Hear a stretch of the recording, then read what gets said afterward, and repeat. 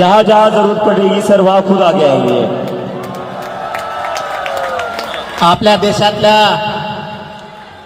विद्यार्थ्यांना न्याय मिळावा म्हणून हे सरकार म्हणजे ज्या भाजपचं सरकार प्रत्येक वेळेस गोरगरीब लोकांच्या लेकरावरतीच जाणून बुजून अन्याय करत आहे। जर यापुढच्या काळात कधी सरकारकडून जर आता हल्ला विद्यार्थ्यांवरती करण्याचा प्रयोग जर सरकारनं केला, यांचा महाराष्ट्रासह राज्यात फिरणं पूर्ण बंद होणार आणि यांचा माज उतरवल्याशिवाय आम्ही शांत बसणार नाही। सर ने जो कहा है वो ये कि ये जो सरकार है, बीजेपी की जो सरकार है, वो बस गरीबों के बच्चों के ऊपर हमला करती है और इसके बाद अगर स्टूडेंट्स पर हाथ उठाया तो जितने भी बीजेपी के लीडर्स हैं उनको महाराष्ट्र में घूमने नहीं देंगे मनोज जरांगे सर, ऐसा सर ने कहा।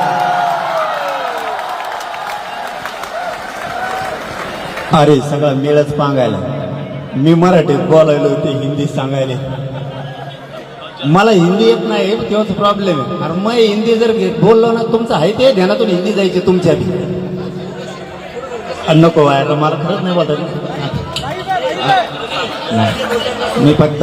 मी फक्त शेवटचं वाक्यात सांगतो, असंच आंतरवालीला सुद्धा गोरगरिबांच्या लेकरासाठी आंदोलन होतं, त्या ठिकाणी सुद्धा माय मावल्यांना, मुलींना, वृद्ध माणसांवरती सुद्धा प्राणघातक हल्ला केला होता। या सरकारनं आमच्यावरतीही गोळ्या घातल्या होत्या। फक्त माझी सगळ्या विद्यार्थ्यांना एक विनंती राहील, तुम्ही ही जागा सोडू नका। आम्ही सगळा देश तुमच्या मागे आहे, तुम्ही तिकडे गेलात ना हे आंदोलन मोडून टाकते। शांततेच्या आंदोलनात एवढी ताकद आहे ते आम्ही सिद्ध करून दाखवलंय। आम्ही सुद्धा तुमच्या सोबत आहेत, ही जागा फक्त सोडू नका।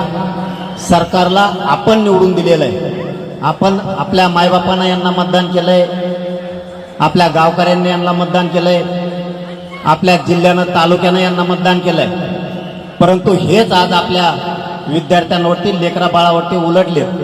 यांना उलट करायची ताकद या विद्यार्थ्यात आणि या राज्यातल्या गोरगरीब जनतेत आहे, हे यांच्या लक्षात नाहीये। परंतु या पुढच्या काळात जर तुम्हाला कुठं धक्का लागला तर आम्ही सगळे तुमच्या सोबत आहेत, सोनमच्या सोबत आहेत, आपल्या अभिजित भयांच्या सोबत आहेत, सगळा राज्य आणि देश तुमच्या पाठीशी एवढाच शब्द देतो आणि थांबतो। धन्यवाद सगळ्यांना, जय शिव।